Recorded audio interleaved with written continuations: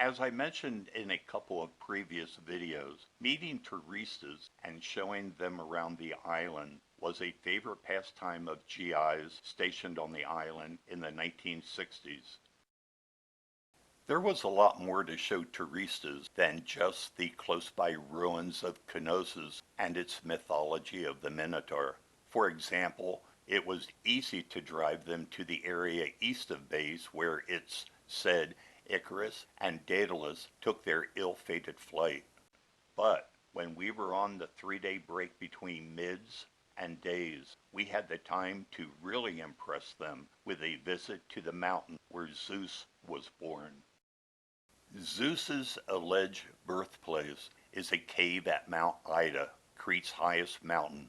When we were lucky enough to be taken tours to the cave, we naturally played tour guide and entertained them with our homemade mythology. Usually, this always necessitated us staying overnight to experience a particular event that was formulated either in the mind of a friend or me. If we leave Heraklion now, we can get to the mountain in time to experience Zeus's awakening that happens after the mountain swallows the sun. They say a shadow image of Zeus's face is cast across the valley as he awakens. You have to watch closely. It happens fast and is an unknown phenomenon.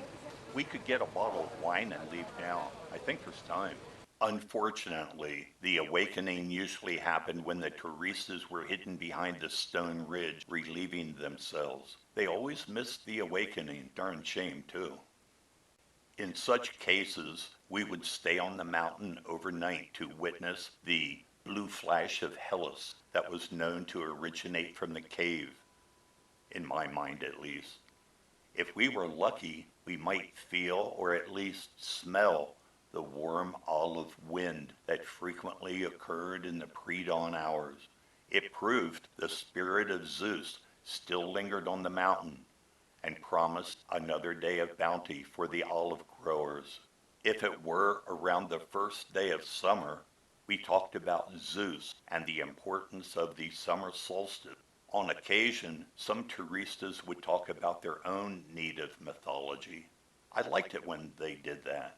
Then we would incorporate fragmented remnants of those conversations into our Zeus stories on later trips with different touristas. You know, this plain is where Zeus defeated Odin and banished him to the northern country. And my personal favorite story that usually got a wide-eyed reaction. On that large rock over there is where it said that the oracle of Mount Ida predicted that one day there will be a battle and the blood will flow as high as the back of a cow. She said it will not come to pass until there is a king with 6 toes. By the way, did you know that King Constantine has 6 toes on one foot? Makes you wonder with all that's happening on Cyprus. If we unknowingly mentioned a Roman god's name or story and a Teresa corrected us, we simply smiled an all-knowing smile and explained that all Roman myths came originally from the Greeks. They certainly knew that, didn't they?